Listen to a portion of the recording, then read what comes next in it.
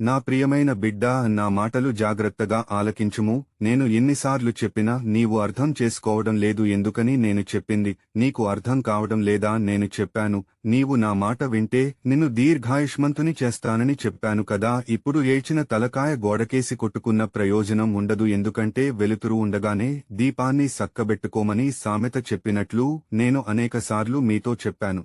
అదేమిటంటే మద్యం వలన కలుగు నష్టాలు గురించి. నీవు ప్రొద్దుట మంచం మీద నుండి లేచిన కాడి నుంచి రాత్రి పడుకునే వరకు త్రాగుతూనే ఉంటావు. ప్రతిరోజూ ఇలానే తాగుతావు. తిండి సరిగ్గా తినవు, నిద్రపోవు. అలాంటప్పుడు నీ ఊపిరితిత్తులు కుళ్ళు పోతాయి అని కూడా చెప్పాను. అయినా నీవు వినకుండా నీ ఇష్టం వచ్చినట్లుగా తాగుతూనే ఉంటావు. నీ దగ్గరికి నీ భార్య కూడా రాదు, నీ పిల్లలు రారు, నీ తల్లిదండ్రులు రారు, నీ అత్త మామలు రారు, నీ అన్నదమ్ములు రారు, మీ అక్క చెల్లెళ్ళు రారు, నీ తోబుట్టువులు రారు, నా వాళ్ళు అనుకున్న వాళ్ళు కూడా నీ దగ్గరికి రారు. నీవు త్రాగితే వరుస వాయువు లేకుండా తిడుతూ ఉంటావు. మంచి ఏదో చెడు ఏదో తెలియకుండా మాట్లాడుతావు. ఎవరైనా త్రాగవద్దు అని చెబితే వాళ్ళు తిడతావు. ఈ మద్యం త్రాగడం వల్ల నీ దగ్గరికి ఎవరు కూడా రారు. అది నీకు తెలిసిన విషయమే. పరిశుద్ధ గ్రంథము తెలిసి వాక్యమును సదువుము. సామెతల గ్రంథము 23వ అధ్యాయము 21వ వచనము మరియు 30 వచనము నుండి 35వ వచనము వరకు. త్రాగుబోతులను, తిండిబోతులను, దరిద్రులగుదురు, నిద్రమత్తు చింత గుడ్డలు ధరించుటకు కారణమగును. మరియు 30వ వచనము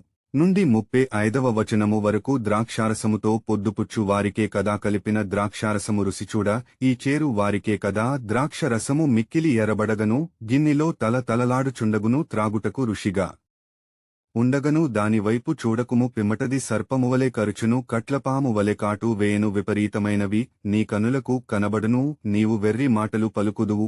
నీవు నడి సముద్రమున పండుకును, వానివలె నుందువు. ఓడ కొయ్య చివరను పండుకుని వానివలె నుందువు. నన్ను కొట్టిననను నాకు నొప్పి కలగలేదు, నామీద దెబ్బలు పడినను నాకు తెలియలేదు. నేనెప్పుడు నిద్ర మేల్కొందును, మరల దాని వెదకుదును అని నీవనుకొందువు. నా బిడ్డా, నేను లేఖనములు చూపించి చెప్పి నీవు బాగుండాలని మీరు కోరుకుంటూ నీకు ఈ మాటలు నా శిష్యులు ద్వారా తెలియజేశాను. వారి మాట పెడసెవిని పెట్టావు.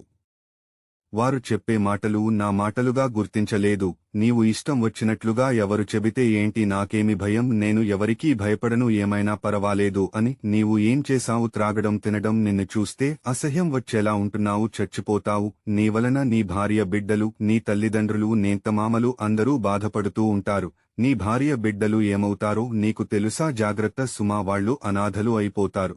తల్లిదండ్రులు గాని అత్తమములు గాని ఎవరో చూడరు. అందుకని నీవు త్రాగుడు మాని ఆశీర్వాదకరముగా ఉండాలని కోరుకుంటున్నాను. ఆమెన్.